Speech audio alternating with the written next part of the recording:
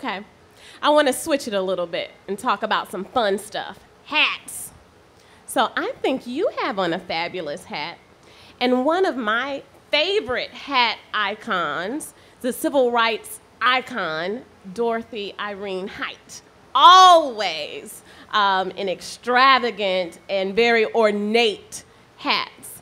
I want to ask you, do you have a hat icon? And will you tell us a little bit about what you have on now? Well, first of all, I am wearing an outfit designed by one of my favorite designers. Her name is Brenda Winstead, and she has been on the mall and very connected with the Will To Adorn. But your question is about hats.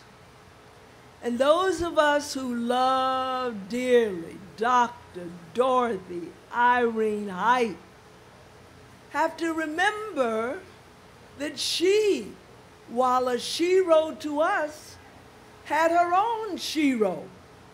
And that woman was, of course, the extraordinary African-American woman educator, Dr. Mary McLeod Bethune. Now, I was born in Florida, Jacksonville, Florida. Dr. Bethune, one of 17 children coming out of slavery, founded a school which became Bethune-Cookman College. It is now Bethune-Cookman University. I was very privileged as a youngster to know Dr. Bethune. I mean, literally, to sit on her lap. But here's the point. While folk may think that I was totally enamored of Dr. Bethune as an educator, what really turned me on was the way she wore a hat. Dr. Bethune could wear a hat. By the way, she was a very, very close friend of First Lady Eleanor Roosevelt. A friendship that has continued to intrigue me. I'm very interested in friendships that cross lines of difference. Men and women, black folk, white folk, young folk, old folk, straight folk, gay folk. Theirs was a very deep, special friendship. You may also remember that Dr. Bethune became something like an unofficial member of the cabinet of President Franklin Roosevelt. So when Dr. Bethune wanted to see the President of the United States, she didn't call up his secretary. She called up her friend Eleanor. And she'd just say, "Eleanor, I understand the President wants to see me." And Eleanor would go to the President and say, "Franklin, I understand you want to see Mary." They had a thing going on about the President of the United States. So Dr. Bethune did have a strong influence on me. My family was very close to her. She and my great-grandfather were the best of friends. He served on the board of Bethune-Cookman College. When he passed away in 1947, she, Dr. Mary McLeod Bethune, delivered the eulogy at my great-grandfather's funeral. Wow. So yes, you say Dr. Height, I think you must then say Mary McLeod Bethune.